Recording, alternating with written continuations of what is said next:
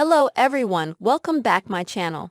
Mark Cuban spars with Riley Gaines over Harris's handling of the border crisis. Dallas Mavericks owner Mark Cuban used his X platform Friday to respond to 24-year-old former college swimmer and conservative activist Riley Gaines over criticisms of Vice President Kamala Harris's handling of the southern border. Immigration and Customs Enforcement, ICE, released data to lawmakers Friday revealing that tens of thousands of illegal immigrants with sex offenses and homicide convictions have crossed the border into the U.S. under the Biden-Harris administration. These include 13,099 convicted of homicide and 15,811 of sexual assault.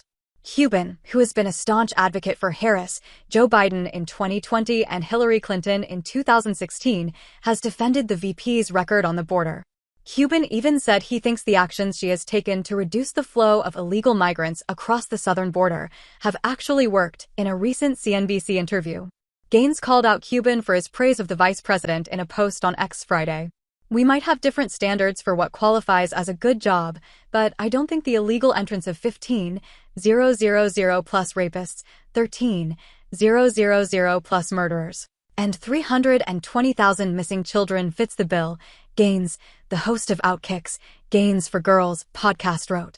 Gaines' reference to the 320,000 missing children is from another report from the Department of Homeland Security released August 21 that revealed the Biden-Harris administration has lost track of that number of migrant children who crossed the border without parents. Cuban responded to Gaines in his own X post just 90 minutes later. Cuban admitted the current administration waited too long to fix the border. But he then criticized Trump for his promise to carry out the largest mass deportation in American history if elected. "I have said many times they waited too long to fix the border. The good news is that the latest crossing numbers are lower than January 21 and staying near 1,500 a day," Cuban wrote, along with screenshots of two articles covering a statistical reduction in illegal border crossings. And the VP has been clear she will sign the bipartisan border bill. It's a fair argument to criticize them for waiting too long. But you also have to acknowledge that they are now having success.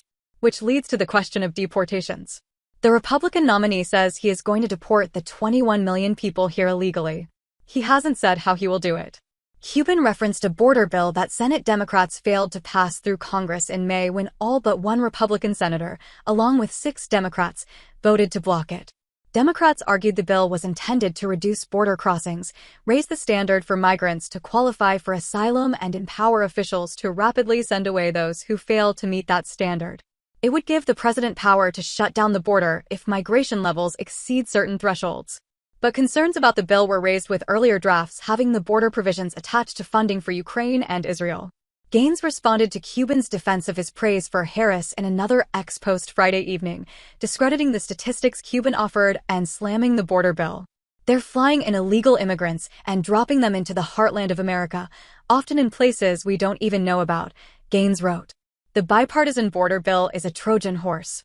The first time it was voted on, it included funding for Ukraine.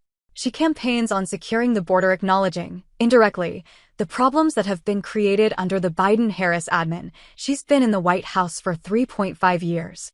Why not take action now? Gaines also called out Cuban for not addressing the 320,000 missing children statistic she mentioned in her first post. Cuban had not responded to Gaines again at the time of publication. Cuban's defense of Harris and Democrats has ramped up in recent weeks. He has done several interviews endorsing the VP in the upcoming election, making statements that have raised eyebrows from conservative voters. Cuban has suggested Trump is a socialist and even said he believes the mainstream media leans right in a recent CNBC interview. Earlier this year, when Biden was still the presumptive Democratic nominee, Cuban went so far as to say he would vote for Biden over Trump even if Biden was being given his last rites. If they were having his last wake, and it was him versus Trump, and he was being given last rites, I would still vote for Joe Biden, Cuban told Bloomberg News in March. However, Cuban has also said he supported Trump at the outset of his first candidacy in 2015. "In 2015, I was like, he's great. He's not a typical step-forward candidate. I thought that was a positive," Cuban told Vivek Ramaswamy in an interview on X August 7. Gaines has been an advocate for Trump in this election cycle. Gaines even spoke at one of Trump's rallies in Glendale.